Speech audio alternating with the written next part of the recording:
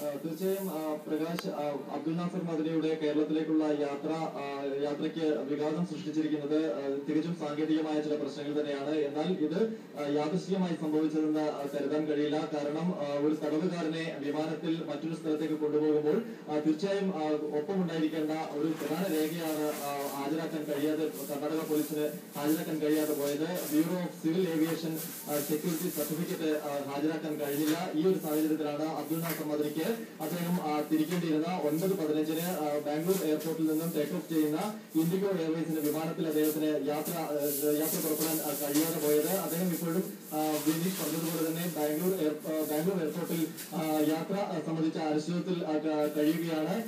വലിയ തോതിലുള്ള സുരക്ഷാ ക്രമീകരണങ്ങൾ സംസ്ഥാന പോലീസും അദ്ദേഹത്തിന്റെ വരവ് കണക്കിലെടുത്തുകൊണ്ട് ഇവിടെ ഏർപ്പെടുത്തിയിരുന്നു. അദ്ദേഹത്തിന്റെ വരവ് കണക്കിലെടുത്ത് നിരവധി PDP പ്രവർത്തകരും തിരുവനന്തപുരം വിമാനത്താവളത്തിൽ രാവിലെ മുതൽ തന്നെ കാത്തുനിന്നിരുന്നു. PDP നേതാക്കൾ, സംസ്ഥാനത്തെ പ്രധാനപ്പെട്ട നേതാക്കളെല്ലാം തന്നെ, വർക്കിംഗ് ചെയർമാൻ പൂന്തൻ സിറാജ് അടക്കമുള്ള പ്രധാനപ്പെട്ട നേതാക്കൾ എല്ലാം തന്നെ ഈ തിരുവനന്തപുരം വിമാനത്താവളത്തിൽ എത്തിയിരുന്നു.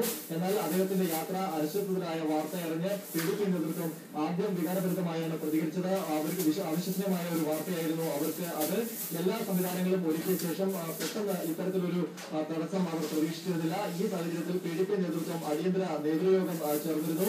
ആദ്യം പ്രതിഷേധങ്ങളിലേക്ക് പോകാനായിരുന്നു പാർട്ടിയുടെ തീരുമാനമെങ്കിലും പിന്നീട് അത്തരത്തിൽ അത് അബ്ദുൽ നാസർ മദനിയുടെ ജാമ്യത്തെ അല്ലെങ്കിൽ ജാമ്യ വ്യവസ്ഥകളെ അത് ബാധിക്കും എന്നതുകൊണ്ട് അത്തരത്തിൽ വികാര പ്രകടനങ്ങളിലേക്കോ പ്രതിഷേധങ്ങളിലേക്കോ പോകണ്ട എന്നാണ് നേതൃയോഗത്തിന്റെ തീരുമാനം. ഒപ്പം തന്നെ PDP നേതാക്കൾ അടിയന്തരമായി സംസ്ഥാന സർക്കാരിനെയും ഒപ്പം തന്നെ കേന്ദ്ര വ്യോമയാന സഹമന്ത്രി KC വേണുഗോപാലുമായും ബന്ധപ്പെട്ടിരുന്നു.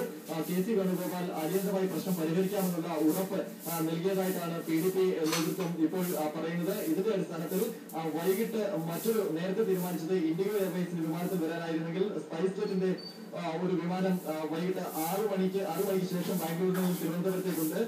ഈ വിമാനത്തിൽ മദനിയെ തിരുവനന്തപുരത്തേക്ക് കയറ്റിവിടാനുള്ള ശ്രമങ്ങളാണ് ഇപ്പോൾ നടക്കുന്നതെന്നാണ് അറിയാൻ കഴിയുന്നത്. എന്നാൽ അത് നടന്നില്ല എങ്കിൽ അദ്ദേഹത്തിന് രാത്രി 10 മണിക്ക് ശേഷമുള്ള തിരുവനന്തപുരത്തേക്കുള്ള ഒരു വിമാനം മാത്രമാണ് ഇനിയുള്ളത്. അത് തിരുവനന്തപുരത്ത് എത്തുമ്പോഴേക്കും ഏറെ വൈകുകയും ചെയ്യും. ഏതായാലും മദനിയുടെ യാത്ര ഇപ്പോൾ അനിശ്ചിതത്വത്തിലായി. 5 ദിവസത്തെ ഇടക്കാല ജാമ്യമാണ് അദ്ദേഹത്തിന് വിചാരണ കോടതി അനുവദിച്ചത്. അതിന്റെ ഒരു ദിവസം കൂടി അദ്ദേഹത്തിന് പാഴാകുന്ന അവസ്ഥയാണ് ഇപ്പോൾ സംഭവിച്ചിരിക്കുന്നത്.